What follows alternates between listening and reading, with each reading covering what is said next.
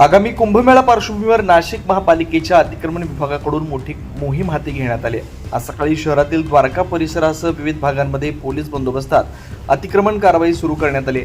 यामध्ये वर्दळीच्या भागात असलेल्या जुन्या दुकानावर देखील कारवाई केली जाणार आहे।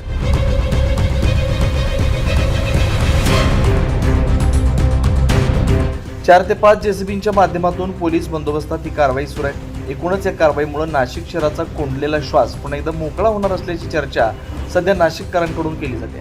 मात्र अतिक्रमण हटवताच पुन्हा या ठिकाणी अतिक्रमण होऊ नये यासाठी देखील मनपाकडून दखल घेण्यात यावी अशी मागणी स्थानिक नागरिकांकडून केली जाते। 9 न्यूज महाराष्ट्र ब्युरो नाशिक।